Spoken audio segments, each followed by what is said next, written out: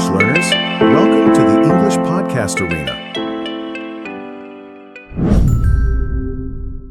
Hey everyone, welcome back to English Podcast Arena.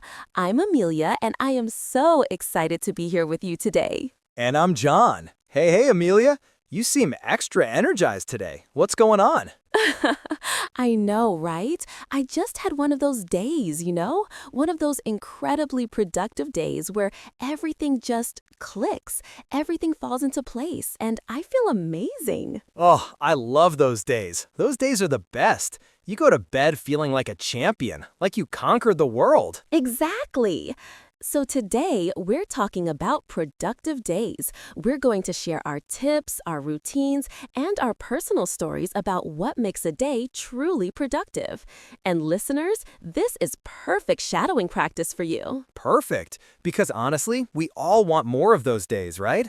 Days where we're not just busy, but actually getting things done. There's a big difference. Huge difference. Being busy and being productive? Totally different things. So John, tell me, what does a productive day look like for you? Oh man, okay.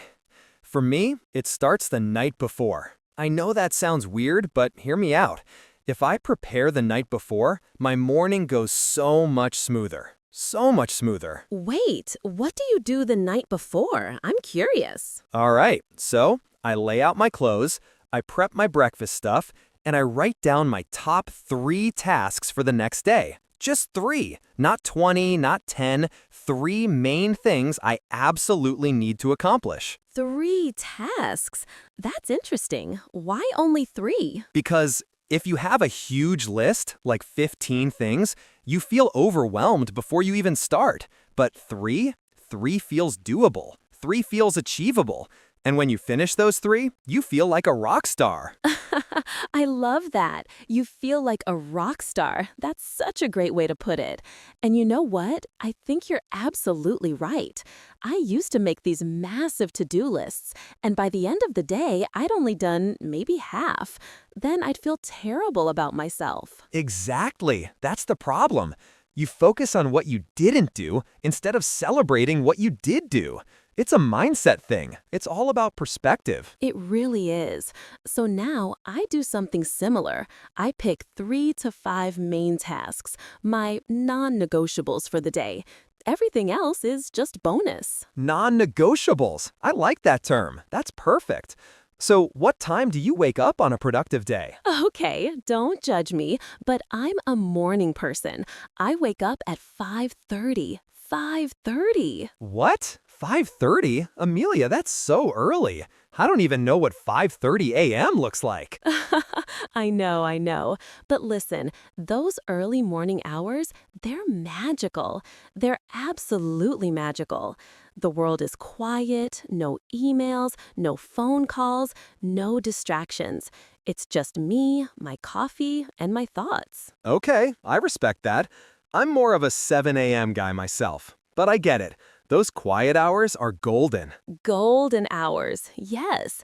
So I wake up at 5:30, and the first thing I do not check my phone. This is super important. I don't check my phone. Ooh, that's tough. How do you resist? The phone is right there calling your name. I know. It's hard at first, but here's what I do. I keep my phone across the room, far away from my bed. So when my alarm goes off, I have to physically get up to turn it off. And once I'm up, I'm up. I don't go back. Smart. That's really smart. Remove the temptation completely. I'm guilty of scrolling through social media first thing in the morning. And before I know it, 30 minutes are gone. Just gone. 30 minutes of your precious morning. That's exactly why I don't do it. Instead, I make my coffee, I do some light stretching, maybe 10 minutes, and then I journal. You journal every morning? What do you write about? I write about anything, really. Sometimes I write what I'm grateful for. Sometimes I write my goals for the day. Sometimes I just dump my thoughts on paper. It clears my mind. It helps me focus. It's like cleaning the clutter from my brain. Cleaning the clutter from your brain. I love that image. You know what I do that's similar? I meditate. Just 10 minutes. Really? Tell me more about that. Yeah, so after I wake up and brush my teeth, I sit down, cross-legged, and I just breathe. I focus on my breathing. In and out. In and out. It sounds simple, but it centers me. It makes me calm and ready for the day. That's beautiful. I've tried meditation, but I have trouble staying still. My mind wanders everywhere. That's normal. That's totally normal. The point isn't to stop your thoughts, it's to notice them and let them go, like clouds passing by. You don't hold on to them. Clouds passing by. That's a lovely way to think about it. Okay, so after your meditation, what's next? Breakfast. And this is important. I eat a real breakfast. Not just coffee, not a granola bar, a real sit-down breakfast. What do you usually have? Usually eggs, toast, some fruit, maybe oatmeal if I'm feeling it. The key is protein and something that gives me energy. Because if I skip breakfast or eat junk, I crash by 10 a.m. and then the whole day is ruined. Yes, nutrition is so important for productivity. I do the same thing. I make a smoothie with spinach, banana, protein powder, and almond milk. It's quick, but super nutritious, super filling. Spinach in a smoothie? Can you taste it? Not really. The banana covers it up. It's actually delicious. You should try it. Maybe I will. Okay, so you've had your smoothie. What comes next in your productive day? All right, so this is where I tackle my first big task. And this is crucial. I do the hardest thing first. The thing I'm most likely to procrastinate on, I do it first. Ooh, eat the frog. Yes, exactly. Eat the frog. You know that concept? Yeah, it's from that Mark Twain quote, right? Something like, if you eat a frog first thing in the morning, the rest of your day will be wonderful because the worst is already behind you. Exactly. That's exactly it.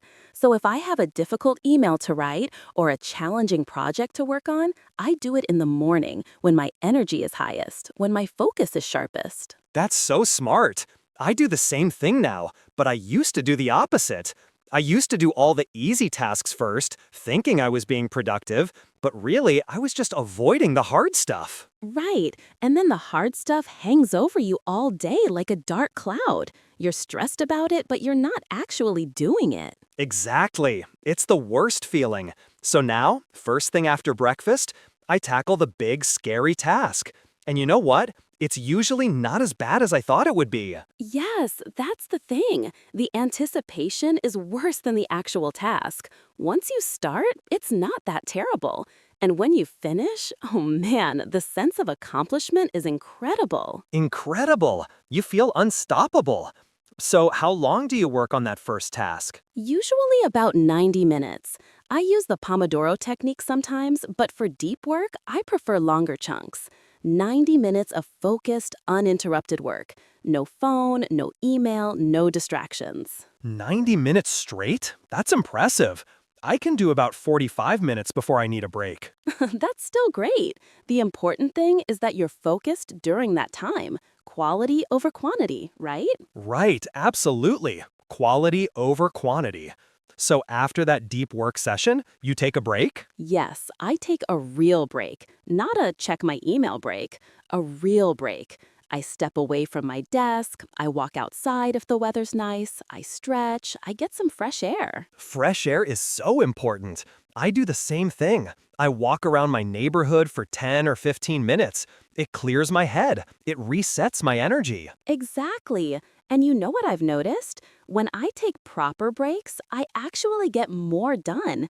It seems counterintuitive, but it's true. It's so true. Your brain needs rest. It's not a machine. If you push too hard without breaks, your productivity actually drops. Yes, you start making mistakes, you get tired, your focus disappears. So breaks are essential. They're not a luxury, they're a necessity. A necessity. I love that. Okay, so what does your afternoon look like on a productive day? Afternoon is interesting because that's when my energy naturally dips a little, so I don't try to do deep creative work then. Instead, I do more routine tasks, emails, scheduling, organizing, that kind of stuff. Smart. Work with your natural energy rhythms, not against them. Exactly.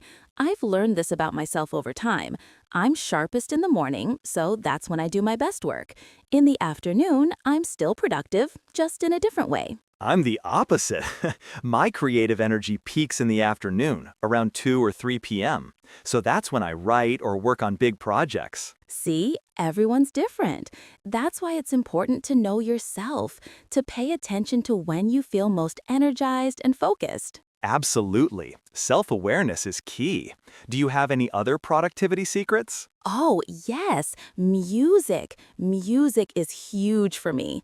When I need to focus, I listen to instrumental music, no lyrics, just peaceful, flowing sounds. Like what? Classical music? Sometimes classical, sometimes lo-fi hip-hop beats, sometimes just nature sounds like rain or ocean waves. The point is, it blocks out distractions and helps me concentrate. I love lo-fi hip-hop. It's perfect for working. It's rhythmic but not distracting. It just flows. Yes, it flows. That's the perfect word. What about you? Any other productivity tips? Let me think. Oh, I use the 2-minute rule. Have you heard of this? The 2-minute rule? Tell me. Okay, so if something takes less than 2 minutes to do it immediately. Don't put it on a list, don't save it for later, just do it right then and there. Ooh, I like that. What kind of things? Like responding to a quick email, putting dishes in the dishwasher, filing a document. Small tasks that pile up if you don't do them. But if you do them immediately, they never become a problem. That's brilliant, because those small tasks accumulate, right? And then you have this huge pile of little things, and it feels overwhelming. Exactly. But if you handle them as they come, your slate stays clean, your mind stays clear. I'm definitely going to try that. The 2-minute rule. I love it. You'll love it, I promise. So Amelia, do you ever have days that don't go as planned? Days where you're just not productive? Oh my gosh, yes, of course. I'm not a robot. Some days I wake up and I just don't have it, you know? Okay, good. I was worried you were some kind of productivity superhero. No, trust me, I have off days too. And I've learned that that's okay. That's part of being human. Right. You can't be at 100% every single day. It's not realistic. Not realistic at all. So on those days, I'm gentle with myself. I still try to do my 3 main tasks, but if I don't finish them, it's okay. Tomorrow is a new day. That's a healthy attitude. Self-compassion is important. It really is. But productivity isn't about punishing yourself or working yourself to death. It's about making progress. Even small progress counts. Small progress counts. I love that. You know, I think people forget that sometimes. They think if they're not doing something huge, it doesn't matter. But small steps add up. They really do. Like, if you write just 500 words a day, that's a novel in 6 months. If you exercise for just 20 minutes a day, that's over 120 hours in a year. Wow. When you put it that way, it's amazing. Small, consistent actions lead to big results. Exactly. Consistency is more important than intensity. You don't need to work 12-hour days. You need to work smart and be consistent. Work smart, not just hard. That's the key. So what do you do at the end of a productive day? Oh, I have a little evening routine too. First, I review my day. I look at what I accomplished. I celebrate my wins, even the small ones. Celebrate your wins. I love that. What do you mean by celebrate? Well, I write them down in my journal. And I actually say to myself, "Good job, Amelia. You did great today." It sounds silly, but positive self-talk matters. It's not silly at all. It's actually really important. We're often our own worst critics, right? So we need to be our own cheerleaders too. Exactly. Be your own cheerleader. Then I prepare for the next day, like you do. I pick my 3 tasks. I lay out my workout clothes if I'm exercising in the morning. And then, do you just relax? Then I relax.